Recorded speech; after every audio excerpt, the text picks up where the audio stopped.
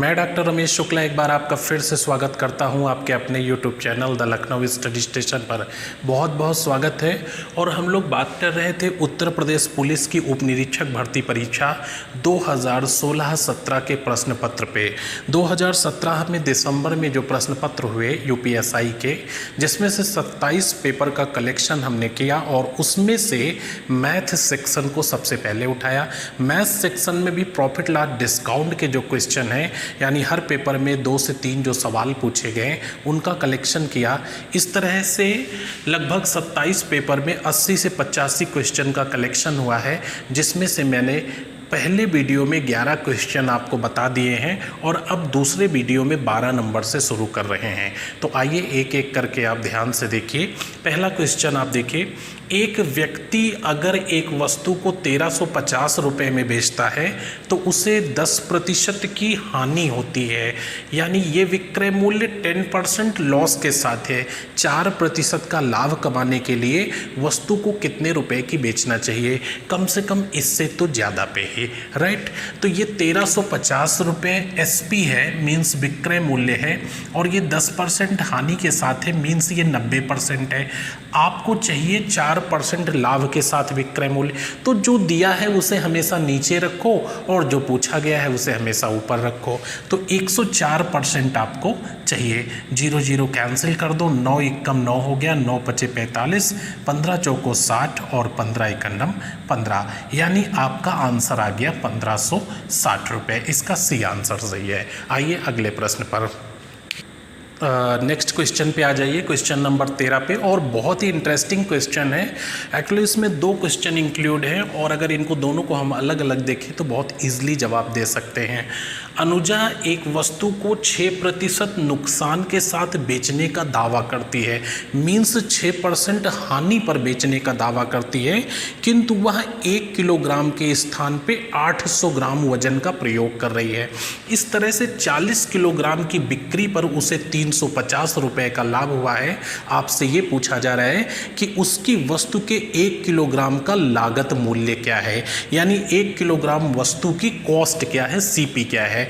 तो ध्यान से देखिएगा, पहले हम आपसे यहाँ तक बात करेंगे कि अगर वो 6% की हानि पर बेच रही है और 800 ग्राम तौल रही है तो यहाँ से उसे कितने प्रतिशत का लाभ होगा, और बाद में यहाँ पे देखेंगे। तो सबसे पहले आप देखिए, बहुत ही अच्छे तरीके से आपको बता रहा हूँ। अगर 1 केजी कोई सामान है, सपोज दैट ये हमने 100 रुपये में खरीदा, ये 100 रुपये इसकी सीपी है, ये बैलेंस कर लिया। 1 किलोग्राम 100 रुपये का है, ये कॉस्ट है, मान लिया ऐसा। अच्छा, अब वो 800 ग्राम तौलती है, तो 800 ग्राम अगर तौलेगी तो इसके लिए वो पेमेंट लेगी 94 रुपये। अब सवाल उठता है कि 94 रुपये क्यों लेगी? क्योंकि 6% की हानि पर बेच रही है, 800 ग्राम के बांट का प्रयोग कर रही है और 6% लॉस पे बेच रही है, यानी 800 ग्राम 94 रुपये का। तो हमारे पास रिमेन्स जो सामान बचा वो 200 ग्राम बचा, क्योंकि था क्या, 1 केजी था। अब 200 ग्राम कितने का हो जाएगा? तो इसका 1/4 और इसका 1/4 हो गया, तो इसका 1/4 आपका हो जाएगा 23 रुपये 50 पैसे। ये एसपी हो गया 200 ग्राम का। तो पूरा सामान हमारा हो गया 1 केजी और इससे जो रिटर्न वैल्यू मिली वो 117 रुपये 50 पैसे, यानी निष्कर्ष ये निकला कि 17.5% का लाभ हुआ। अब 17.5% का लाभ हुआ, ये चीज़ आपको क्लियर हो गई है। आपने पूछा 1 केजी का रेट क्या है, कॉस्ट क्या है, तो पहले मैं ये पूछता हूँ कि 1 केजी पे क्या लाभ हुआ है, क्योंकि 350 रुपये 40 केजी पे लाभ हुआ। जाहिर सी बात है आप उसे बांटेंगे तो 350 बटा 40, 350 को जब 40 से डिवाइड करेंगे तो ये आ जाएगा 8 रुपये 75 पैसे। तो 1 केजी को बेच करके 8 रुपये 75 पैसे लाभ हो रहा है, जो कि 17.5% के बराबर है। तो 8 रुपये 75 पैसे 17.5% है और चाहिए हमें कॉस्ट यानी 100%। दशमलव हटाएंगे तो 0 बढ़ा लेंगे, दोनों को कैंसिल कर देंगे। 0 यहाँ से कट गया, ये 5 बार कट गया और आंसर आ गया आपका 50 रुपये। 50 रुपये पर केजी इसकी रियल कॉस्ट होगी। तो इस तरह से आप तेज़ी से आंसर कर सकते हैं। आइए नेक्स्ट क्वेश्चन पे। ये थर्ड क्वेश्चन आपके सामने लिखा है, क्वेश्चन नंबर 14, और बड़ा ही इंटरेस्टिंग सवाल है। इसे मैं ध्यान से पढ़ रहा हूँ, एक बार आप देखिए। और ऑप्शन मैंने नहीं दिया क्योंकि स्पेस कम था, जगह ज़्यादा घेर रही थी, तो इसलिए मैंने सही आंसर दे दिया। इसी तरह के 3 ऑप्शन और थे, ठीक है, तो मैंने सही आंसर दे दिया है। अब आप ध्यान से क्वेश्चन सुनिए और फिर मैं आपको सॉल्व करके दिखाता हूँ। शिव एक वस्तु को अंकित मूल्य पर 20% की छूट देता है। शिव एक वस्तु के अंकित मूल्य पर 20% की छूट देता है। दीपावली वाले दिन पिछले छूट लागू होने के बाद 40% की अतिरिक्त छूट देता है। यदि इन तमाम छूटों के बाद भी उसे 50% का लाभ होता है तो दीपावली वाले दिन 8,000 रुपये में बेची गई वस्तु की MRP क्या है और उसकी वास्तविक मूल्य क्या है या उसका लागत मूल्य क्या है। तो यहाँ पे MRP और उसकी रियल कॉस्ट बताना है, ठीक है। तो सबसे पहली चीज़ आप देखिए, रेगुलर छूट वो 20% दे रहा था, दीपावली वाले दिन स्पेशल उसने 40% और दिया। तो इन दोनों छूटों की जो समतुल्य छूट हो जाएगी वो कितनी हो जाएगी, 20 + 40 माइनस 20 × 40 और बटा 100। आप ये 0 0 कैंसिल कर देंगे, 60 - 8 बराबर 52%। 52% का टोटल डिस्काउंट मिल रहा था आपको दीपावली वाले दिन, यानी 20% जनरल छूट थी और 40% एक्स्ट्रा थी। तो वैसे भी आप ऐसे निकाल सकते हो, 100 रुपये का सामान है, जब 20% छूट मिलेगी तो 80 रुपये का हो गया। अब 80 पे 40% की छूट मिलेगी तो 60% पेमेंट करना पड़ेगा। तो 6 × 8 = 48, यानी 48 पेमेंट करना है तो 52 छूट मिल गई। तो 52% उसे डिस्काउंट दिया जा रहा था दीपावली वाले दिन। अब 100 रुपये की MRP की कोई वस्तु है, 100 रुपये MRP पे अगर कोई वस्तु रखी गई है तो ये आज कितने रुपए की बिकेगी, 48 रुपये की। और 48 क्या होगा, इसका SP होगा, विक्रय मूल्य। क्यों? क्योंकि 52% डिस्काउंट दिया गया है, 20 और 40%। तो 100 रुपये की चीज़ 48 रुपये में बेची जाए। अब वो ये कह रहा है कि 48 रुपये में जब मैं बेच रहा हूँ तो मुझे 50% का लाभ हो रहा है। इसका मतलब रियल कॉस्ट तो इससे भी कम है। ये 48 रुपये 150% है। क्यों? क्योंकि 50% का लाभ हो रहा है। चाहिए क्या हमें, CP चाहिए, यानी कॉस्ट। इसको जब कैलकुलेट किया तो 32 रुपये आ गया और ये एक्चुअल कॉस्ट है वस्तु की, CP। ये हमने कंपैरिजन कर लिया। अब सीधा यहाँ पे आ जाते हैं कि 8,000 रुपये में कोई वस्तु बेची गई और हम क्या कह रहे हैं, 48 रुपये में बेची गई। इसी को कहते हैं कंपैरेटिव स्टडी, यानी तुलनात्मक अध्ययन। सीधा यहाँ उलझने की ज़रूरत नहीं, अगर यहाँ उलझेंगे तो आप गलती कर रहे हैं, ठीक है। तो 48 रुपये में हमने बेचा, आप कह रहे हो 8,000 रुपये में बेचा, तो ये 8,000 ही 48 है, राइट। अब यहाँ पे आपसे पूछा कि MRP क्या है। MRP क्या है तो आपने 100 मान रखा है, इसे सॉल्व कर लीजिए। जब इसे आप कैलकुलेट करेंगे तो 16,666.66 रुपये आ जाएगा ये आपका। और अगर पूछता है कि बताइए उसकी रियल कॉस्ट क्या है तो 8,000 आपका कितना है, 48, और आपको चाहिए क्या, 32, यानी रियल कॉस्ट। तो इसे जब कैलकुलेट करेंगे तो 5,333 रुपये 33 पैसे आ जाएगा। तो ये CP आ जाएगी और ये MRP आ जाएगी। इसको आप सॉल्व कर लीजिएगा। और वैसे भी कैलकुलेट करना कोई कठिन काम नहीं है। आप देखिए 8 × 6 = 48 हो गया, 6 हो गया, यहाँ 1 हो गया, 10,000 को 6 से भाग देंगे, 1 लाख को 6 से भाग देंगे तो 16,666 ही आएगा। तुरंत देख करके टिक कर सकते हैं। ये गुणा भाग नहीं किया जाता है, बस आप अंदाजे से आंसर दे सकते हैं। तो आपको पेपर मिले तो सारे ऑप्शन देखिएगा, मैंने जगह ना होने की वजह से ऑप्शन नहीं लिखा था। आइए अगले सवाल पर आ जाइए। नेक्स्ट क्वेश्चन पे 15 नंबर सवाल आपके सामने लिखा हुआ है। एक घड़ी को 16% मुनाफे पर बेचा जाता है। एक घड़ी को 16% मुनाफे पर बेचा जाता है। यदि ये घड़ी 10% कम दाम पे खरीदी जाती और 14 रुपये कम पर बेचा जाता तो उसे 25% का लाभ होता। आपको ये बताना है कि घड़ी की मूल कीमत क्या है या घड़ी की लागत कीमत क्या है। तो बहुत ही आपको आसान सा तरीका बताता हूँ, ध्यान से देखिएगा। आप सपोज कर लेता हूँ कि घड़ी की जो कॉस्ट है यानी सीपी है, खरीद मूल्य है, वो 100 रुपये है। ऐसा मान लेता हूँ कि घड़ी की खरीद मूल्य 100 रुपये है। और एक चीज़ ध्यान रखिएगा, यहाँ पे दो विक्रय मूल्य हैं। एक विक्रय मूल्य 16% लाभ के साथ है, एक विक्रय मूल्य 25% लाभ के, और दोनों विक्रय मूल्यों में 14 रुपये का डिफरेंस है। लेकिन कॉस्ट एक ही है, कॉस्ट में अंतर नहीं है। तो माना घड़ी की सीपी जो है कॉस्ट वो 100 रुपये है, 16% लाभ पे बेच दिया, इसका मतलब है कि आपने 116 रुपये की बेचा होगा। और ये हो गया SP1 यानी पहला विक्रय मूल्य। एक घड़ी को 16% मुनाफे पे बेच दिया। अच्छा, 100 रुपये का सामान 116 रुपये में बेच दिया, बात खत्म हो गई। फिर कह रहा कि यदि इसे 10% कम पे लाए होते तो 10% कम पे इसे लाए होते तो कितने का लाते? 90 रुपये का लाते, और इस पे 25% मुनाफा कमाते। तो 90 रुपये का 25% आप निकाल लीजिए। 90 रुपये का 25% जो होगा वो 22.5 होगा। तो आप निकाल के जोड़िएगा, मैं ऐसे लिखे दे रहा हूँ 22.5 रुपये। तो इसमें जब जोड़ेंगे तो 112 रुपये 50 पैसे हो जाएगा। ये SP2 हो गया। क्लियर हो गए होंगे? ये SP2 हो गया और ये SP1 हो गया। फिर से देखिए, एक घड़ी को 16% लाभ पे बेच दिया, 100 रुपये की चीज़ 116 में बेच दिया, बात खत्म हो गई। यदि इसे 10% कम पे लाए होते, 90 रुपये पे लाते और इस पे 25% लाभ कमाते, तो 90 का 25% 22.5 होगा। जोड़ दीजिए, 112 रुपये 50 पैसे हो जाएगा।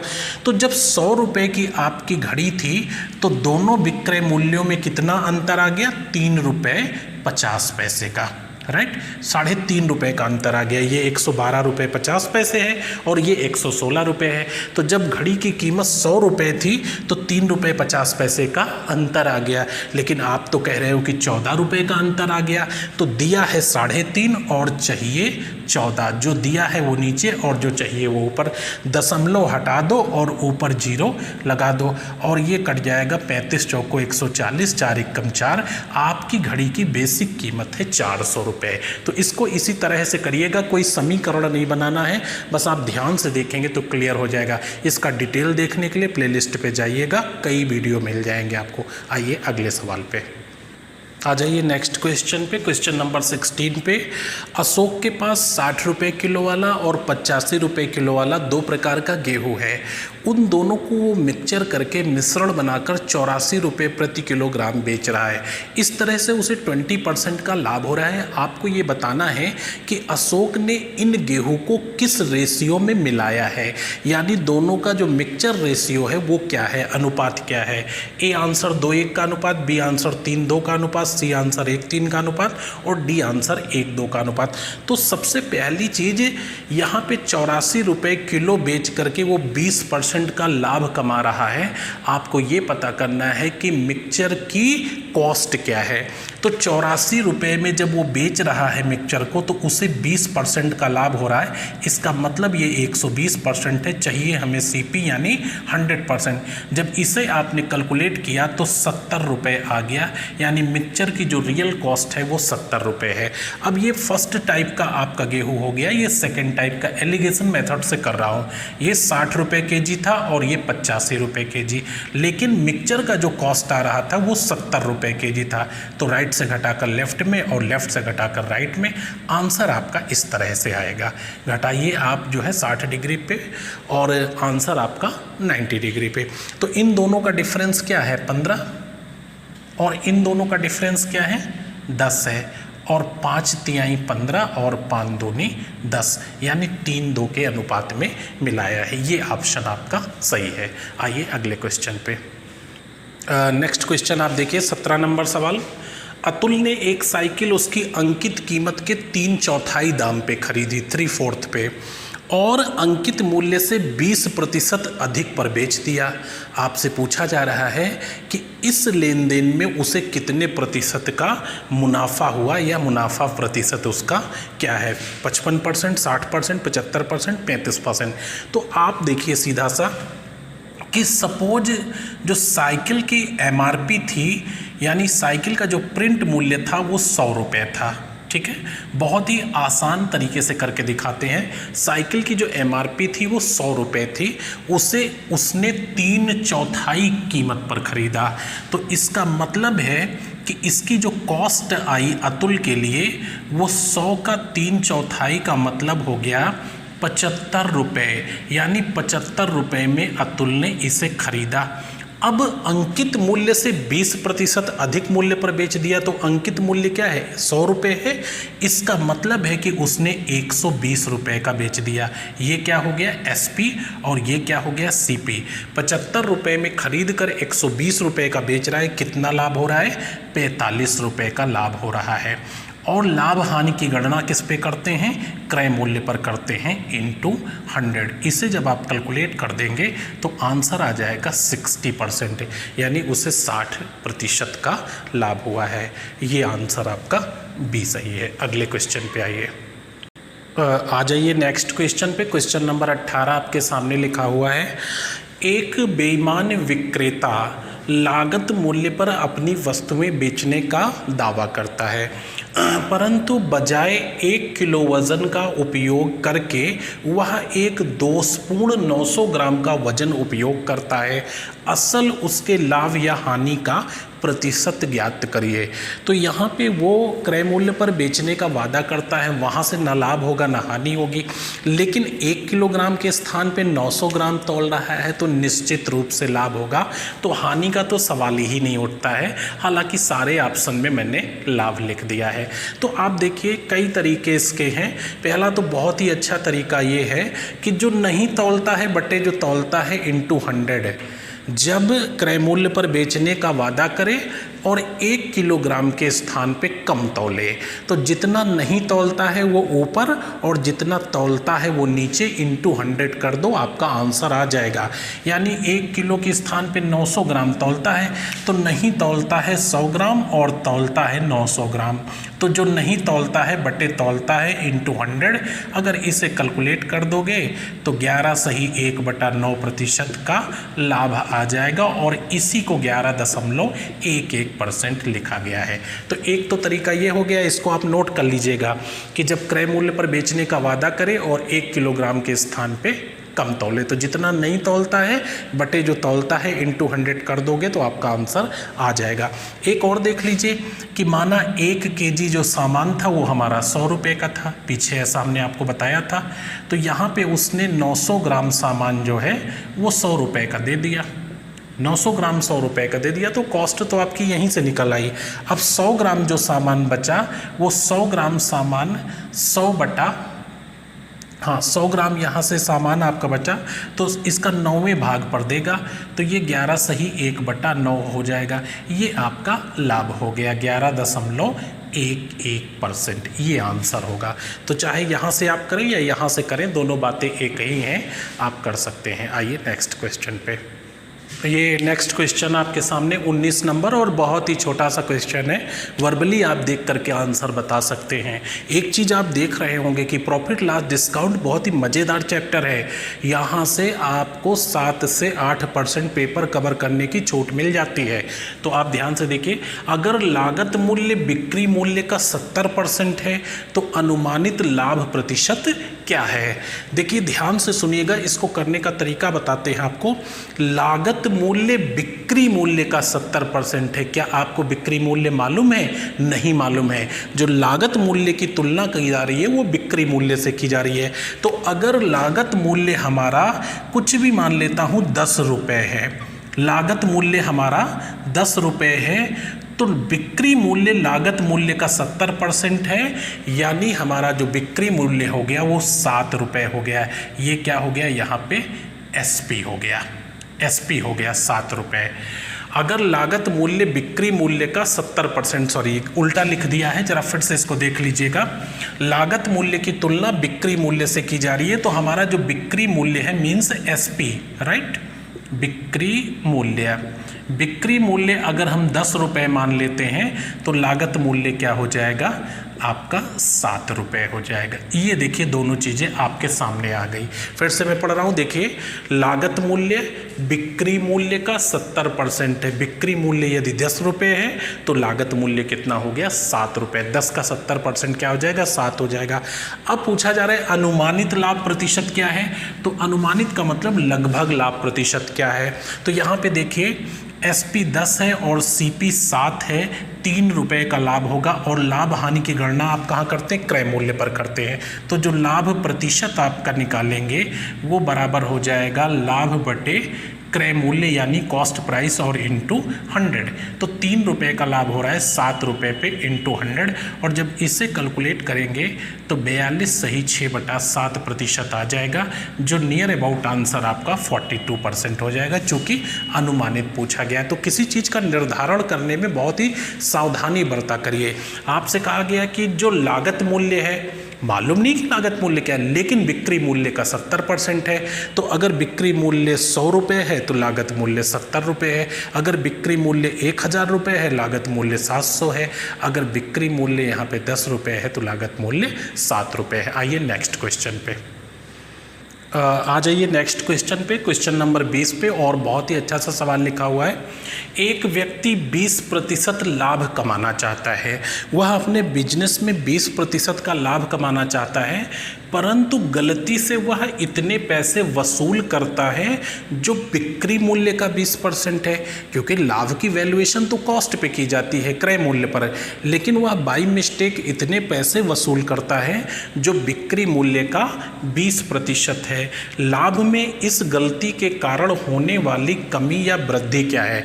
तो पहली चीज़ तो आपको ये बता दूं कि यहाँ पर दिए गए चारों ऑप्शन गलत हैं, और परीक्षा में यही ऑप्शन आए थे। ये क्वेश्चन आपका हटा करके वैल्यूएशन की गई थी, इसे क्वेश्चन को गणना में शामिल नहीं किया गया था। रीज़न क्या था कि इसके चारों ऑप्शन गलत थे। इसका सही आंसर होगा 4% की वृद्धि, 4% की वृद्धि हो जाएगी। तो यहाँ पे आंसर कोई भी इससे टैली नहीं कर रहा है, तो आप आंसर नोट कर लीजिएगा, 4% की वृद्धि हो जाएगी। अब कैसे? आप देखिए, मान लीजिए कोई वस्तु है जिसकी सीपी ₹100 है, कॉस्ट ₹100 है। एकदम सरल लैंग्वेज में चलता हूँ, ₹100 कॉस्ट है, तो इसको वो जब बेचेगा तो विक्रय मूल्य क्या हो जाएगा? ₹120 इसका एसपी हो जाएगा। क्यों? क्योंकि वह 20% का लाभ कमाना चाहता है, राइट। जब ₹100 का रियल कास्ट का कोई सामान है और कोई 20% लाभ कमाना चाहेगा तो जाहिर सी बात है उसे ₹120 का बेचेगा। अब ₹120 का उसने बेच दिया, ये क्या है? विक्री मूल्य है। जो कि बिक्री मूल्य का 20% है, वह पैसा उसने लाभ के रूप में वसूला है। तो बिक्री मूल्य ₹120 है। अगर इसका कोई 20% लाभ अर्जित करेगा तो जब इसका 20% लाभ निकालेंगे तो ₹24 हो जाएगा, और इस तरह से कॉस्ट में मिल करके 100 + 24 यानी जो नया बिक्री मूल्य हो जाए वसूलेगा पैसा, वो ₹124 हो जाएगा। अब ₹124 वसूल रहा है, वो 120 की जगह, यानी ₹4 वो ज़्यादा वसूल रहा है। तो पहले के कंपैरिजन में 4% उसको एक्स्ट्रा लाभ हो रहा है। ये इसका आंसर देने का तरीका होगा। यानी सीपी का 20% ना लेकर के वो 120 का 20% ले लेता है, और 120 का 20% हो जाएगा ₹24। तो 100 और 24 ₹124 हो जाएगा। यानी पहले के कंपैरिजन में ₹4 ज़्यादा है, जो कि ₹100 पे 4% ज़्यादा है। आइए नेक्स्ट क्वेश्चन पे आ जाइए। नेक्स्ट क्वेश्चन पे, क्वेश्चन नंबर 21 आपके सामने लिखा हुआ है। एक अपार्टमेंट 2013 में 10 लाख रुपए में खरीदा गया। एक अपार्टमेंट 2013 में 10 लाख रुपए में खरीदा गया और 12,000 रुपये मासिक किराए पर उसे दे दिया गया। 2 वर्ष बाद लागत मूल्य पर 30% का लाभ सुनिश्चित करने के लिए अपार्टमेंट को कितने रुपए में बेचना होगा? मीन्स 2 वर्ष बाद अगर 30% का लाभ पूंजी पे देखना है तो हमें अपार्टमेंट को कितने रुपए में बेचना होगा। तो आप इसको ध्यान से देखिए। सबसे पहली चीज़, हमने 10 लाख रुपए का ये अपार्टमेंट खरीदा है, और अगर 2 साल बाद 30% का हम लाभ कमाना चाहते हैं तो निश्चित रूप से हमें ये 13 लाख रुपए में बेचना होगा। ठीक है, इकाई, दहाई, सैकड़ा, हज़ार, 10,000, लाख, ये हो गया 13 लाख। तो 10 लाख पे 30% जब आप लाभ कमाना चाहेंगे तो 13 लाख रुपए आपको मिलने चाहिए 2 साल बाद। लेकिन हुआ क्या, इस दरमियान 12,000 रुपये रेंट पे आपने इसको उठा रखा है 2 साल के लिए। तो 12,000 रुपये की दर से अगर आपको 2 साल यानी 24 महीने 24 महीने रेंट मिलेगा तो ये आपका हो जाएगा 24,000, 24,000, 24,000, 24 दूना 48 के 8 हो गया और 24 इकन्नम 24 और 4 ये हो गया 28, यानी 2,88,000 रुपये तो आपको रेंट मिल गया। और 13 लाख रुपए आपको चाहिए, तो 13 लाख रुपए से जब आप ये घटा देंगे कितना, 2,88,000 रुपये, तो ये आ जाएगा 10,12,000 रुपये। यानी आपको ये जो अपार्टमेंट बेचना होगा, इकाई, दहाई, सैकड़ा, हज़ार, 10,000, लाख, 10 लाख, हाँ सही है, 10,12,000 रुपये पे बेचना होगा, क्योंकि 2,88,000 रुपये आपने रेंट से निकाल लिया है। तो देखिए कितने आसान से क्वेश्चन पूछे जाते हैं, बस आपको कुछ नहीं, हल्के हल्के से कैलकुलेशन, और ऐसे कैलकुलेशन तो आप वर्बली कर सकते हैं। आइए नेक्स्ट क्वेश्चन पे 22 नंबर पे, इंद्रन अपनी वस्तुएं बेचकर 10% लाभ कमाता है। इंद्रन अपनी वस्तुएं बेचकर 10% लाभ कमाता है, उसके लागत मूल्य में 40% की वृद्धि होती है और वह अपना बिक्री मूल्य 40% बढ़ा देता है, तो लाभ का नया प्रतिशत क्या होगा।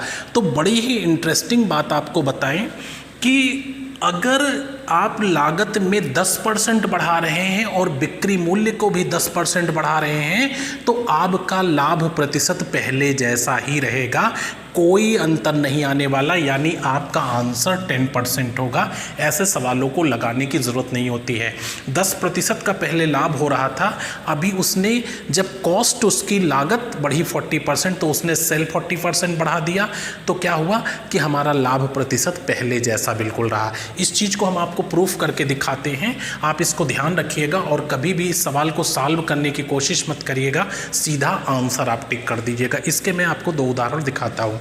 पहले आप ये देखिए कि सपोज दैट 100 रुपये की कोई वस्तु थी, 100 रुपये सीपी थी और हम 110 रुपये की उसे बेच रहे थे, ये एसपी था। तो क्या है, 10% का लाभ हो रहा है, साफ साफ आपको दिख रहा है कि इंद्रन अपनी वस्तुएं बेचकर 10% लाभ कमाता है। तो मैंने कहा 100 रुपये की चीज़ें 110 रुपये में बेच रहा है, ये कॉस्ट प्राइस है, ये सेल प्राइस है। अच्छा, आप कह रहे हो कि लागत मूल्य में 40% की वृद्धि हो गई, तो लागत मूल्य 40% बढ़ेगा तो कितना हो गया, 140 सीपी हो गया।